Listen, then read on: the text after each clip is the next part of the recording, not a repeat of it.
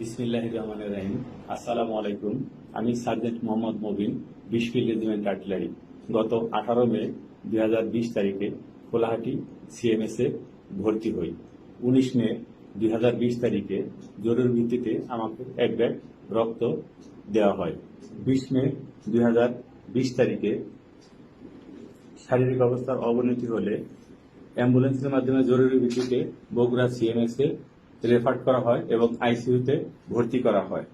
18 দিন বগুড়া সিএমএস এ চিকিৎসাধীন সময়ে লেফটেন্যান্ট কর্নেল ইলিয়াস স্যারের তত্ত্বাবধানে আমার সঠিক রোগ ভেরি সিভিয়ার অ্যাপ্লাস্টিক অ্যানিমিয়া নির্ণয় করেন।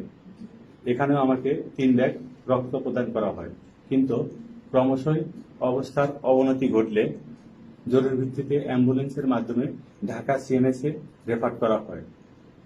ওই দিন সকালে বগুড়া সিএমএস কর্তৃক আমার কোভিড স্যাম্পল নেওয়া হয়, এতে ফলাফল পজিটিভ আসে। এজন্য আমাকে ঢাকা সিএমএস এ কোভিড ওয়ার্ড 5 এ ভর্তি করা হয়।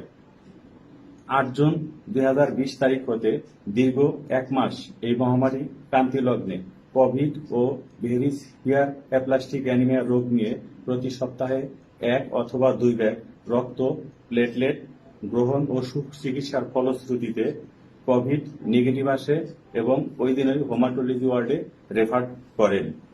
দীর্ঘ 4 মাস হেমাটোলজি ওয়ার্ডে চিকিৎসাধীন সময়ে এই মহামারী ঘাতক ব্যাধি aplastic very severe aplastic anaemia অস্থিমজ্জা প্রতিস্থাপনে বিশেষজ্ঞ ডাক্তারদের পরামর্শক্রমে অস্থিমজ্জা প্রতিস্থাপনের সিদ্ধান্ত দেন।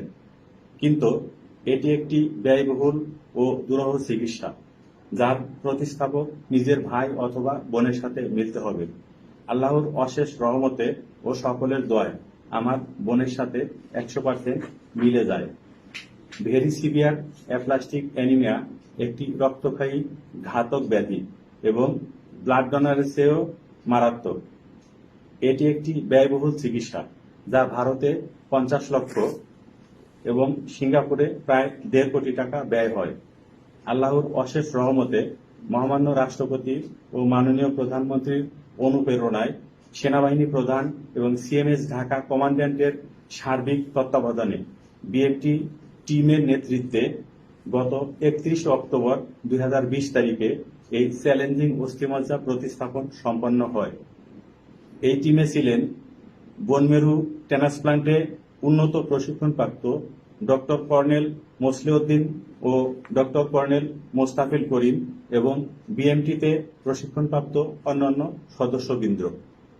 সমগ্র বাংলাদেশে একমাত্র আমি প্রথম ভেরি সিভিয়ার অ্যাপ্লাস্টিক রোগী, যার অস্থিমজ্জা এই দেশে প্রথম বিএমটি সেন্টারে ঢাকা সিএমএস এ প্রতিস্থাপন হয়।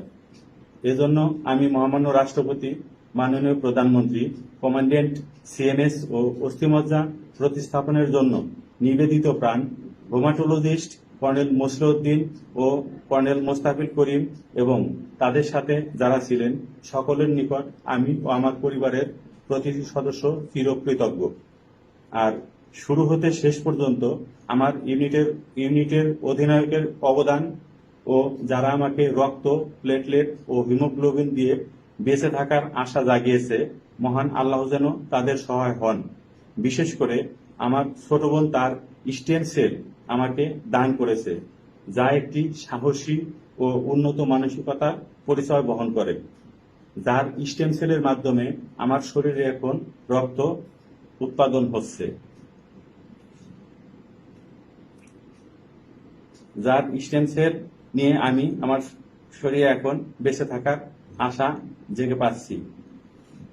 আল্লাহর অশেষ রহমতে তার স্টেম সেলের মাধ্যমে রক্ত তৈরি হচ্ছে, এর ঋণ কোনোদিনও শোধ করার মতো নয়। পরম করুণাময় আল্লাহ যেন তার সহায় হন। আমিন।